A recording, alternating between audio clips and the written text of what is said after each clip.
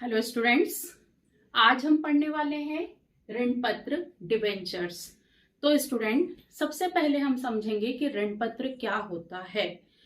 तो हम सभी जानते हैं कि कंपनी अपनी पूंजी दो तरीकों से इकट्ठी करती है, अंश पूंजी के द्वारा और ऋण पूंजी के द्वारा। जब कंपनी की अंश पूंजी के द्वारा वित्तीय आवश्यकताओं की पूर्ति नहीं होती है तो उस कंडीशन में कंपनी के पार्षद नियम और सीमा नियम में गर्भित अधिकार होता है कि कंपनी ऋण लेकर अपनी पूंजी की आवश्यकता को पूरी करे। तो जब वह ऋण लेती है किसी व्यक्ति से, तो उस ऋण के बदले में वह एक सर्टिफिकेट देती है, एक प्रमाण पत्र देती है जो कंपनी की सील के लगी होती है और जिसमें कंपनी को जो ऋणदाता ने लोन दिया है उसके भुगतान का वचन दिया जाता है। तो हम सिंपल शब्दों में समझें तो ऋण पत्र एक प्रमाण पत्र होता है जो कि कंपनी के द्वारा ऋणदाता को निर्गमित किया जाता है। वह इस बात का प्रमाण होता है कि कंपनी जो है समयावधि के अनुसार ऋण का भुगतान कर देगी। ठीक है, तो ये होता है ऋण पत्र। मतलब यदि हम इसको इस प्रकार से जो है बनाएं तो यहाँ कंपनी की सील लगी रहती है और यहाँ पूरी डिटेल लिखी रहती है कि किस व्यक्ति ने कितने रुपए के जो है ऋण पत्र खरीदे हैं। इट मीन्स कंपनी को उसने कितने रुपए का ऋण दिया है।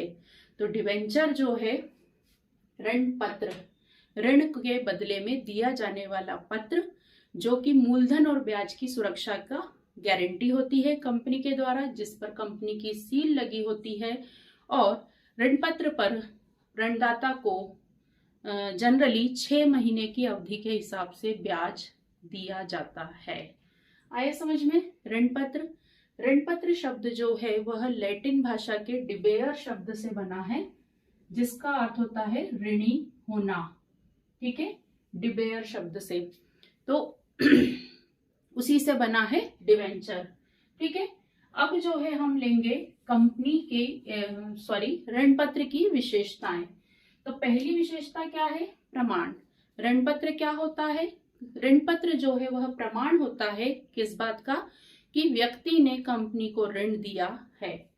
सार्वमुद्रा के अधीन, सार्वमुद्रा मतलब सील, कंपनी की सील जो है उस पर लगी होती है। मतलब यह एक अधिकृत डॉक्यूमेंट होता है कंपनी की तरफ से निर्गमित।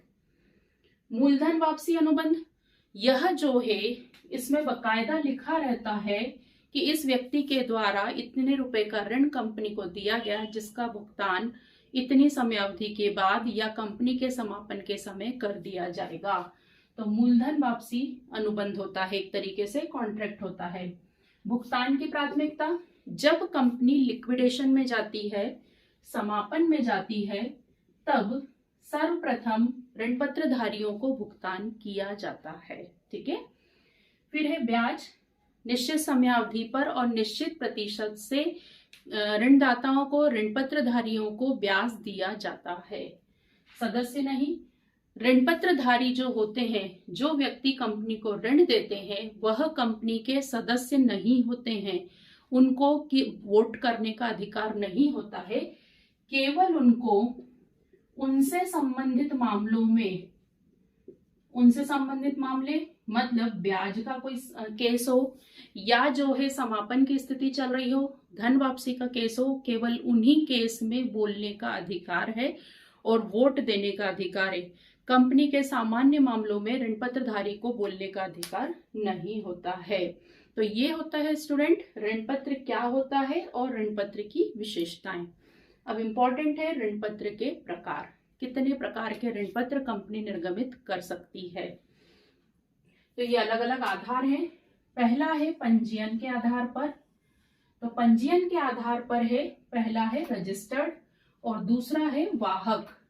रजिस्टर्ड मतलब होता है कि कंपनी की एक रजिस्टर बना होता है जिसमें उस ऋण पत्रधारी का नाम लिखा होता है और कितनी संख्या में उसके पास ऋण पत्र है, कितनी तारीख से है, कितनी तारीख तक। तो रजिस्टर्ड मतलब जिस व्यक्ति के बारे में, जिस ऋण पत्रधारी के बारे में कंपनी के रजिस्टर्ड में एंट्री होती है। पता होता है कंपनी को कि यह जो है कंपनी का ऋण पत्रधारी है और निश्चित समयावधि पर केवल उसी व्यक्ति को या उसके द्वारा आदेशित व्यक्ति को ही ब्याज का भुगतान किया जाता है। और समापन के समय भी इन्हीं रजिस्टर्ड ऋण पत्रधारियों को पैसा वापस किया जाता है। और वाहक ऋण पत्र जो होते हैं, बेरियर जो डिबेंचर होल्डर्स होते हैं, जैसे बेरियर चेक होता है ना, जिसको मिला उसका हो जाता है, जिस पर किसी व्यक्ति का नाम नहीं होता है, तो ऐसे ऋण पत्र जो है जिनका नाम कंपनी की रजिस्टर्ड में दर्ज नहीं होता है, जिस दिन ब्याज का भुगतान होता है उस तिथि पर जिस व्यक्ति के पास वह ऋण पत्र होगा उसको उसका भुगतान कर दिया जाएगा। कंपनी उस मामले में बिल्कुल दिमाग नहीं लगाएगी कि इसका मालिक कौन है, क्योंकि उसका प्रकार क्या है, वाहक, मतलब जो लेकर आएगा वह उसका भुगतान लेकर जाएगा। और ऐसे ही समापन के समय में इस प्रकार के ऋण पत्रधारियों का जिसके पास समापन की तिथि पर वह ऋण पत्र होगा उसको भुगतान किया जाएगा। ठीक है। सुरक्षा के आधार पर, सिक्योरिटी बेसिस पे, तो सुरक्षा के आधार पर सुरक्षित का अर्थ होता है कि जिसके बदले में कोई स्थायी संपत्ति और चल संपत्ति गिरवी रखी गई हो, प्रभार रखा गया हो। मतलब सुरक्षित मतलब सिक्योर्ड है, जिसके बदले में कोई स्थायी संपत्ति या चल संपत्ति गिरवी रखी गई हो, तो वह कहलाते हैं सिक्योर्ड डिवेंचर, सुरक्षित ऋण पत्र। और जस्ट इसके अपोजिट असुरक्षित, तो असुरक्षित में जो है वह क्या हो जाएंगे, असुरक्षित में हो जाएंगे आपके ऐसे ऋण पत्र जिसके बदले में किसी भी प्रकार की कोई संपत्ति जो है गिरवी नहीं रखी गई हो, किसी भी प्रकार की स्थायी और चल संपत्ति पर कोई प्रभार ना हो। ठीक है। अब जो है अवधि के आधार पर विमोचनशील, और इसको हम बोलेंगे शोध्य ऋण पत्र, जिनका भुगतान एक निश्चित समयावधि के बाद हो जाता है। ठीक है, शोध्य ऋण पत्र। और अविमोचनशील, अशोधनीय, इसका आशय होता है ऐसे ऋण पत्र जिनका भुगतान कंपनी के जीवन काल में कभी भी नहीं किया जाता है, कंपनी के समापन के समय ही इसका भुगतान किया जाता है। ऐसे ऋण पत्र कहलाते हैं अविमोचनशील या अशोधनीय। और ये जो अगला आधार है वो है हमारा शोधन विधि के आधार पर, शोधन विधि के आधार पर। और ये जो है वह गलत लिखा गया है, यहां पे आएगा आपका परिवर्तनशील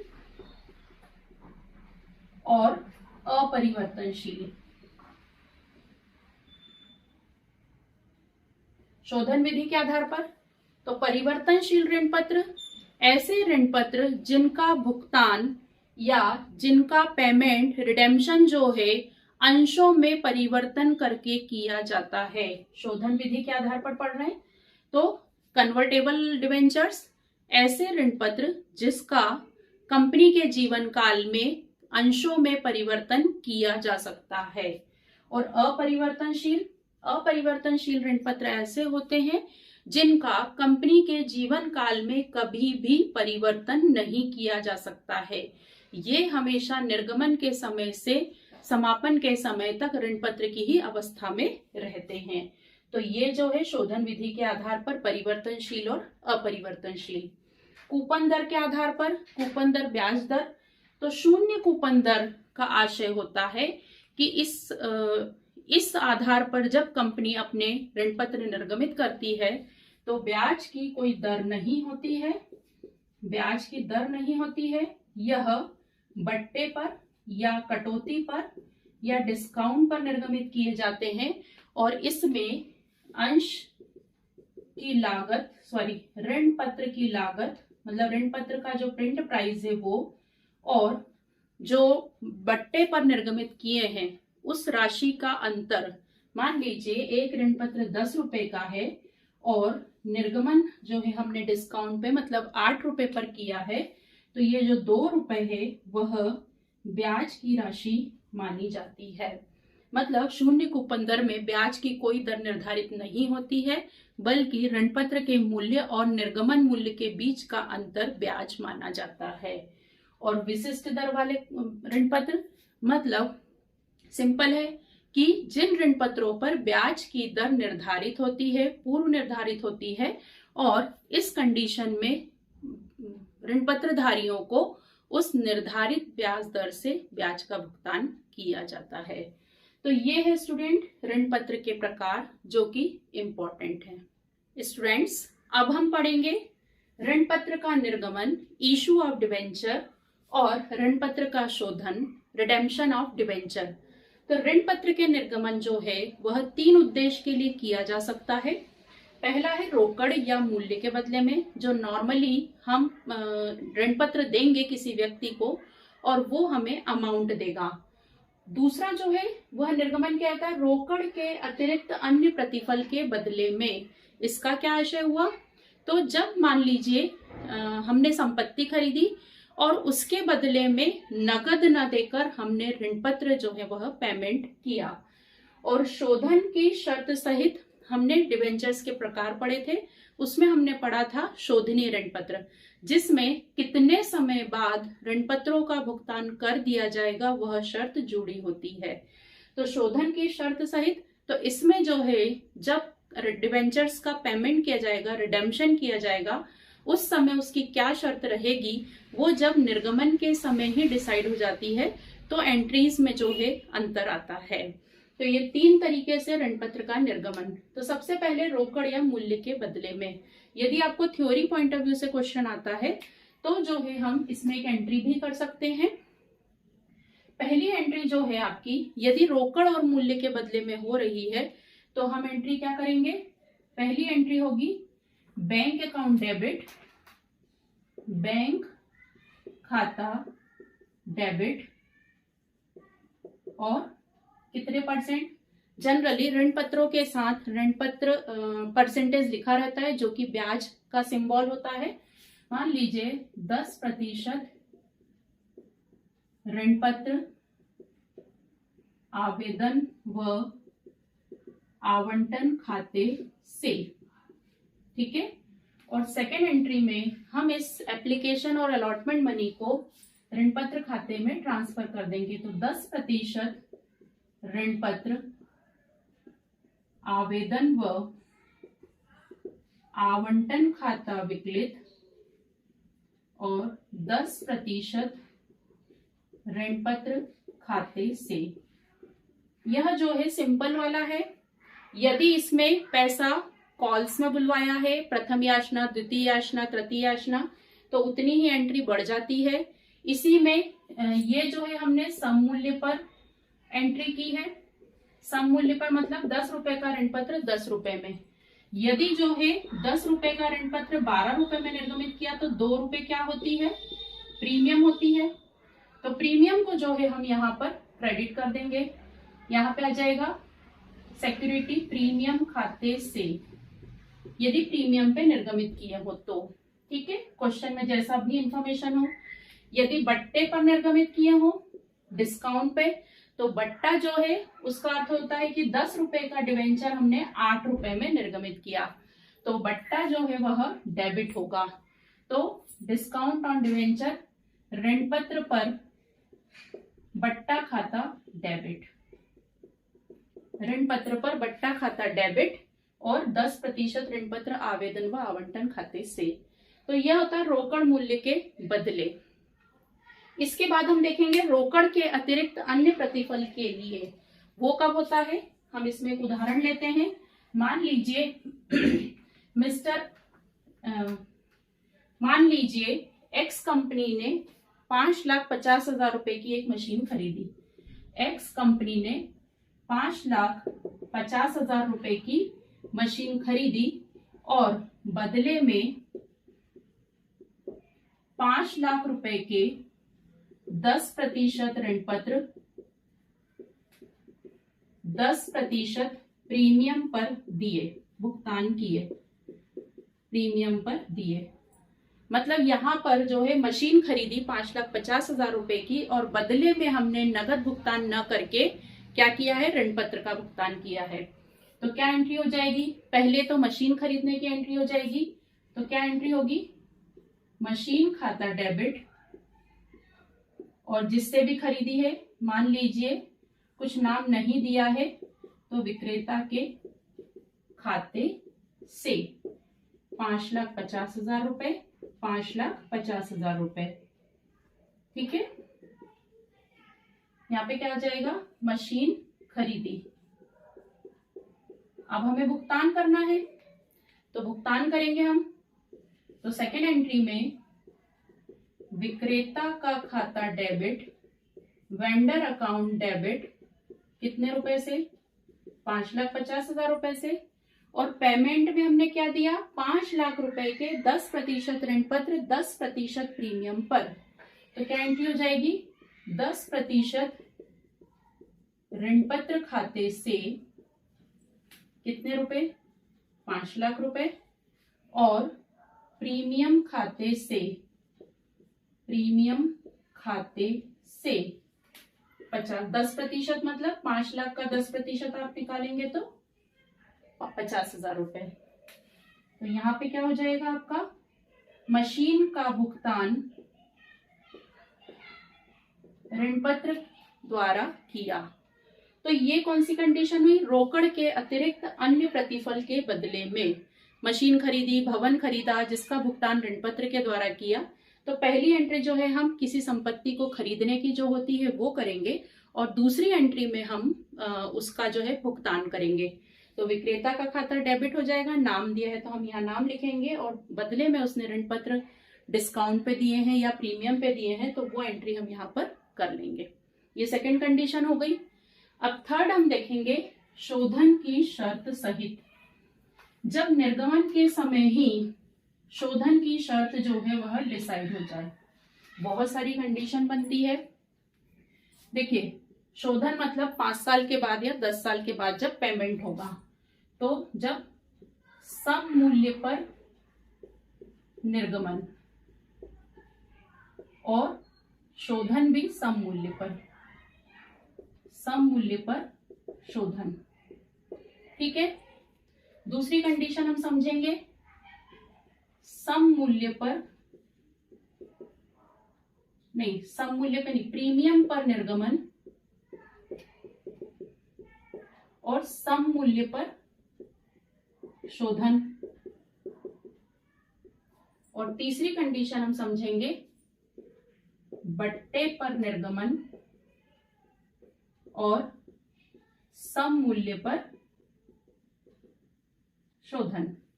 तो क्या देखिए, तीनों कंडीशन में कॉमन है, सम मूल्य पर शोधन। मतलब जब 5 साल के बाद या 10 साल के बाद ऋण पत्रों का भुगतान किया जाएगा तो 10 रुपए के ऋण पत्र के बदले में 10 रुपए ही भुगतान किए जाएंगे। तो हमें जो है, जब सम मूल्य पर शोधन वाली कंडीशन है तो इसमें हमें सिंपल एंट्री, सम मूल्य पर निर्गमन की हमने क्या एंट्री देखी,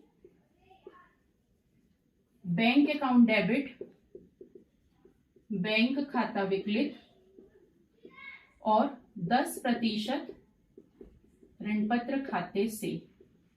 सिंपल, क्योंकि शोधन काय पे है, सम मूल्य पर। ठीक है, इसमें जो है एंट्री क्या हो जाएगी, बैंक खाता विकलित, बैंक खाता विकलित, और प्रीमियम पर निर्गमन है तो प्रीमियम क्या होगी, क्रेडिट। प्रीमियम हमेशा क्रेडिट होती है, ऋण पत्र खाते से और प्रीमियम खाते से। ठीक है, क्योंकि शोधन सम मूल्य पर ही है।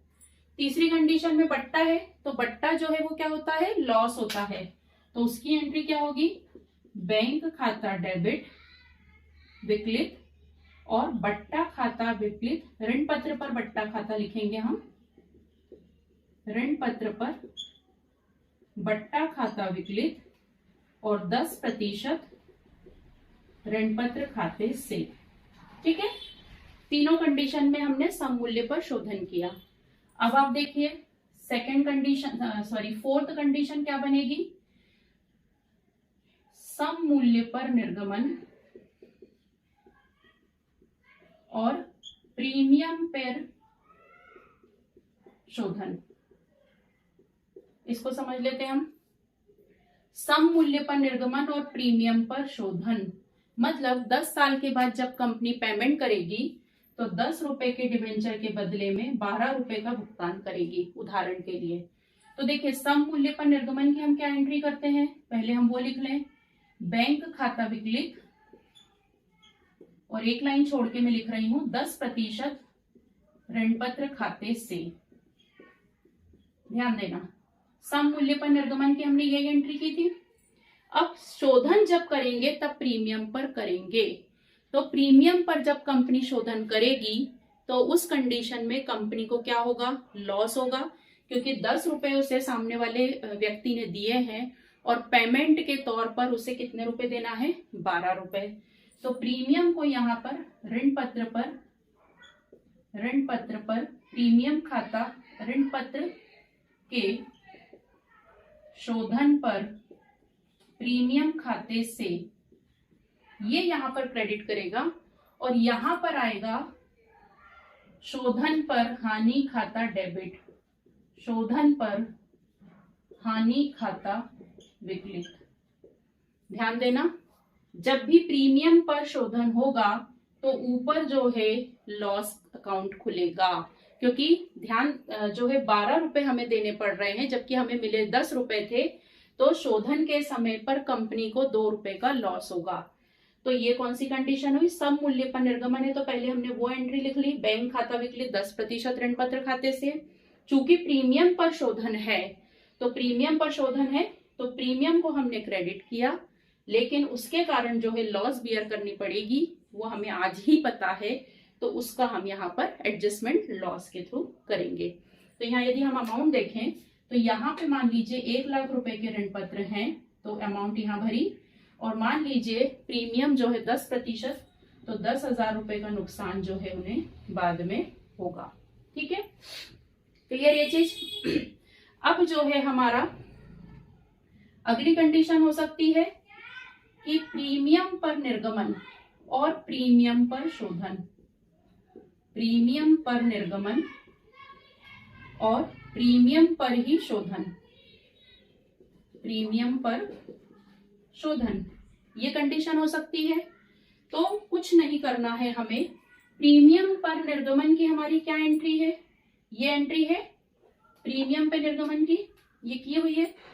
इसी में जो है हम प्रीमियम पर निर्गमन और प्रीमियम पर शोधन, इसको कैसे एड ऑन करेंगे, तो पहले हमें प्रीमियम पर निर्गमन की ये एंट्री कर लेनी है और प्रीमियम पर शोधन की एंट्री के समय हमें क्या करना है, प्रीमियम खाता जो है उसमें अमाउंट प्लस हो जाएगी, और ऊपर मैंने अभी आपको बताया कि जब भी प्रीमियम पर शोधन है 10 साल के बाद प्रीमियम पे भुगतान होगा, तो यहाँ पे हमें लॉस ऑन रिडेम्पशन अकाउंट, शोधन पर हानि खाता खोलना होगा, शोधन पर हानि खाता विकलित। ठीक है, और प्रीमियम में यहाँ पे 2 अमाउंट प्लस हो जाएगी, जो निर्गमन के समय प्रीमियम की अमाउंट है 10,000 रुपए और शोधन के समय जो 10,000 रुपए है। ठीक है, और यहाँ पर जो है बैंक खाते में आपकी 1 लाख रुपए की वो अमाउंट, 10,000 रुपए की वो अमाउंट 1,10,000 आएगा, और शोधन पर हानि खाते में 10,000 रुपए आएगा। ये कौन सी कंडीशन है, प्रीमियम पर ही निर्गमन हो और प्रीमियम पर ही शोधन हो। क्लियर ये चीज आपको। तो इस प्रकार से यदि शोधन की शर्त सहित आपको एंट्री लिखने को आती है तो आप इस प्रकार से कंडीशन बनाकर जो है क्वेश्चन को लिखेंगे। अब हम समझेंगे ऋण पत्र का शोधन। हम बार बार शोधन शब्द यूज कर रहे हैं, तो डिवेंचर्स का जो है रिडेम्पशन होता है, शोधन होता है, एक निश्चित समय अवधि के बाद ऋण पत्रों का भुगतान कर दिया जाता है, तो उसे कहा जाता है ऋण पत्रों का शोधन। ठीक है, redemption of debenture, redemption of debenture. अब ऋण पत्रों का भुगतान किसी कंपनी को करना है तो उसके लिए उसे अमाउंट की व्यवस्था करनी होगी। तो अमाउंट की व्यवस्था या ऋण पत्र के शोधन करने के लिए जो है पैसों की व्यवस्था कंपनी 3 तरीके से कर सकती है। पहला है अंशों व नए ऋण पत्रों के निर्गमन से प्राप्त राशि। उसे जो है पता है कि ऋण पत्र जो है 1 लाख रुपए के हैं, इसका मुझे भुगतान करना है। तो उस कंडीशन में कंपनी के पास पहला रास्ता है कि वह 1 लाख रुपए के अंश या नए ऋण पत्र इशू कर दे। तो उस कंडीशन में एंट्री क्या होगी? तो देखिए 2 एंट्री तो बिल्कुल फिक्स है, तो हर कंडीशन में हमें करनी है। उसके अलावा जो है 2 एंट्री 3 एंट्री डिपेंड करेगी कि पैसों की व्यवस्था कहाँ से की है। तो हम समझ लें ये तीनों कंडीशन। पहली कंडीशन, यदि पैसों की व्यवस्था जो है नए ऋण पत्रों को निर्गमन द्वारा की है या अंशों के निर्गमन द्वारा, तो पहली एंट्री जो है हम बैंक खाता विकलित और समता अंश पूंजी खाते से, जो भी उसने इशू किए हैं प्रश्न में क्लियर दिया रहेगा। तो हम जो है पहले पैसों की व्यवस्था करेंगे। अब हमारे पास नई समता अंश पूंजी से जो है पैसे आ गए हैं। अब जो है हम ऋण पत्रों का भुगतान करेंगे। तो ऋण पत्रों के भुगतान की एंट्री 10% ऋण पत्र खाता विकलित और ऋण पत्र धारी खाते से। ऋण पत्र धारी खाते से मतलब पहले हम पेमेंट ड्यू बनाएंगे कि देना है ना, और उसके बाद हम भुगतान करेंगे ऋण पत्र धारी खाता विकलित, ऋण पत्र धारी खाता विकलित बैंक खाते से। ये किस कंडीशन में होगी? जब पैसों की व्यवस्था, जो ऋण पत्रों का भुगतान करना है उन पैसों की व्यवस्था नए अंशों व ऋण पत्रों के द्वारा की हो। अब हम देखेंगे संचित लाभ की राशि। कंपनी के पास जो है लाभ बचाए हुए रखे रहते हैं संचय के रूप में। यदि ऋण पत्रों का भुगतान उसमें से किया जा रहा है तो एंट्री कैसे होगी? तो पहली एंट्री जो है हमारी होगी, हम जो है पैसा संचय में से निकाल रहे हैं, तो एंट्री होगी संचय खाता विकलित और हम ऋण पत्र शोधन कोष खाता, ऋण पत्र शोधन संचय खाता खोलेंगे और जितने रुपए हमें ऋण पत्रों के भुगतान के लिए लगेंगे वो हम संचय खाते से ट्रांसफर कर लेंगे इसमें। ठीक है, ऋण पत्र शोधन संचय खाते से। और उसके बाद 2 एंट्री हमारी यही रहेगी सेम, ये तो हर कंडीशन में हमें करनी है। और ये जो डिवेंचर रिडेम्पशन रिजर्व अकाउंट हमने खोला है, ऋण पत्र शोधन संचय खाता, इसे सामान्य संचय में ट्रांसफर कर देंगे। ऋण पत्र शोधन संचय खाता विकलित और सामान्य संचय खाते से, सामान्य संचय खाते से। ठीक है, जब हमारे पास पर्याप्त संचित लाभ की राशि है तो हम जो है जितना भी पैसा हमें ऋण पत्र के भुगतान के लिए लगेगा उतनी राशि से ऋण पत्र शोधन संचय खाता खोल लेंगे और फिर हम उसकी एंट्री कर देंगे। फिर तीसरा तरीका होता है सिंकिंग फंड सृजन से। सिंकिंग फंड क्या होता है वो हम समझ लें। तो स्टूडेंट, सिंकिंग फंड होता है कि उदाहरण के लिए 1 जनवरी 2015 को मुझे मालूम है या 2020 को मुझे मालूम है कि मुझे 2025 में ऋण पत्रों का भुगतान करना है। ये मुझे 2020 1 जनवरी को पता है ऋण पत्रों का भुगतान करना है। तो जनरली कंपनीज क्या करती हैं कि प्रति वर्ष एक अलग राशि जो है निकाल कर रख देती हैं। वर्ष के अंत में जैसे 2025 में 1 लाख रुपए का फंड जो है उन्हें चाहिए है, तो वो 20-20 हजार की किस्त जो है वह अलग निकाल कर रख देती हैं। तो ये जो फंड अलग निकाल कर रखा है, लाभ में से ही रखा है, इसे कहा जाता है सिंकिंग फंड। ये पहले साल 2020 में रख देंगे, ऐसे ही 2021 में सिंकिंग फंड में 20,000 चले जाएंगे, 2022 में एक सिंकिंग फंड में 20,000 चले जाएंगे। अब ये जो अलग पैसा निकाल कर रखा है, यह जो है हमें पता है कि आज 2020 में निकाला है, इसकी आवश्यकता हमें कब पड़ेगी? 2025 में। तो कंपनीज जनरली इसे क्या करती हैं? इन्वेस्ट कर देती हैं। या तो बैंक में जमा कर देंगी या जो है इससे कुछ नए शेयर्स वो खरीद लेंगी, क्योंकि उन्हें ये पता है कि यह पैसे उन्हें 5 साल के बाद लगेंगे। तो पहले साल 20,000 रुपए इन्वेस्ट किए, दूसरे साल जो है बैंक में कितने हो गए, 40,000 हो गए। तो पहले साल इस पर ब्याज मिल जाता है, दूसरे साल इस पर ब्याज मिल जाता है, फिर 20,000 जमा कर दिए तो तीसरे साल कितने हो गए, 60,000 हो गए। फिर 20,000 और जमा कर दिए चौथे साल, 80,000 हो गए। तो इस प्रकार से कंपनी को बेनिफिट होता है। फिर 5वें साल के अंत में कंपनी जो है उन पैसों को निकाल कर जो हमें ऋण पत्रों का भुगतान करना है उसका भुगतान वह कर देती है।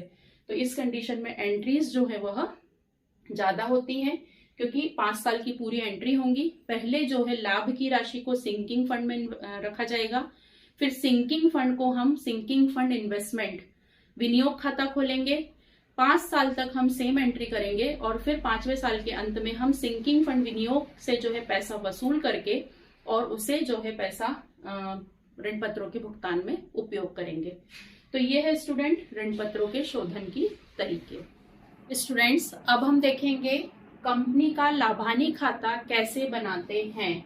तो लाभानी विवरण पत्र का फॉर्मेट जो है वैसे ही रहेगा, विवरण, नोट्स नंबर, चालू वर्ष की आय, चालू वर्ष की इनकम हमें दी हो और गत वर्ष की इनकम जो है हमें दी हो तो वो लेना है। तो इसमें जो है हेडिंग्स इस प्रकार से बनेंगी। संचालन से आय पहली हेडिंग है, इसके अंतर्गत हमें जो भी गुड्स, जो भी कंपनी जिस वस्तु का बिजनेस कर रही है तो उसको बिजनेस से जो इनकम हो रही है, तो वस्तु की बिक्री से आय, सेवा दे रही है, सर्विस दे रही है, मतलब उसका जो मेन प्रोडक्ट है उसको बेचने से उससे जो आय हो रही है वह व्यापार संचालन से आय में आएगा। और अन्य आय में कौन सी आय लेनी है, तो अन्य आय में हमें विनियोगों से प्राप्त आय, ब्याज, बैंक में जमा पर ब्याज, लाभांश की इनकम, इस प्रकार की जो बिजनेस ऑपरेशन से अलग से इनकम होती है, इस प्रकार की कोई आय यदि हमें क्वेश्चन में दी हुई है तो वो सारी आय हमें यहाँ पर ले लेना है। फिर थर्ड हेडिंग है कुल आय, मतलब इन दोनों इनकम का हम टोटल कर लेंगे, बिजनेस से जो इनकम हो रही है वो और अन्य साधनों से जो इनकम हो रही है उसका हम टोटल कर लेंगे। उसके बाद 4th नंबर पे हम लेंगे एक्सपेंसेस, व्यय, खर्चे। तो हमें सारे एक्सपेंडिचर लेना है। तो सबसे पहले व्ययों में हमारी जितनी भी बिजनेस से रिलेटेड एक्सपेंडिचर हैं और उसके अलावा अन्य खर्चे जो हैं, मतलब सभी प्रकार के नॉर्मल एक्सपेंडिचर हो चाहे एबनॉर्मल एक्सपेंडिचर हो, मतलब आग से हानि भी इसमें आएगा, और टेलीफोन एक्सपेंसेस हुआ या अपना डूबत ऋण हुआ, बिजनेस से रिलेटेड जितने खर्चे हैं वो सारे एक्सपेंडिचर हमें लेना है।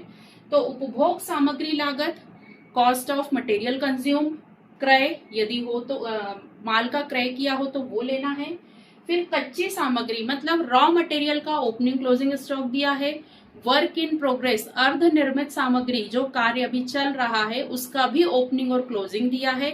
और ऐसे ही फिनिश्ड गुड्स का यदि जो है हमें ओपनिंग और क्लोजिंग, मतलब प्रारंभिक स्टॉक और अंतिम स्टॉक दिया है तो उन राशियों का अंतर हमें लेना है। वित्त लागत, फाइनेंस से रिलेटेड कॉस्ट, मतलब कंपनी ने कहीं से लोन लिया है उस पर ब्याज चुका रहे हैं, टैक्स चुका रहे हैं, जीएसटी हुआ, इनकम टैक्स हुआ तो वो हमें लेना है।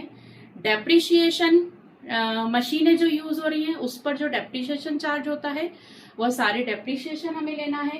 कर्मचारियों के बेनिफिट के लिए कोई एक्सपेंडिचर किया है, कोई कर्मचारी दुर्घटनाग्रस्त हो गया था, उसके इलाज में कोई ट्रीटमेंट में कोई पैसा खर्च किया है तो वो हमें ले लेना है। इस प्रकार से सभी प्रकार के खर्चे जो बिजनेस से रिलेटेड हैं और जो बिजनेस से संबंधित है, बिजनेस के लिए किए गए हैं, वो सारे खर्चे चाहे नॉर्मल हो, मतलब सामान्य बिजनेस से रिलेटेड हो, या एबनॉर्मल हो, मतलब आग से हानि, एक्सीडेंट के कारण हानि, चोरी से हानि, इस प्रकार के जो कभी कभी खर्चे होते हैं वो भी हमें सारे ले लेना है।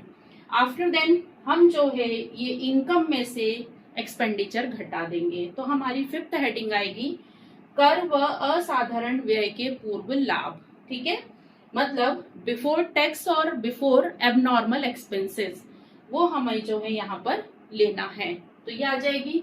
फिर असाधारण व्यय जो है, एबनॉर्मल एक्सपेंडिचर जो है, यहाँ ये यहाँ पर हम घटाएंगे।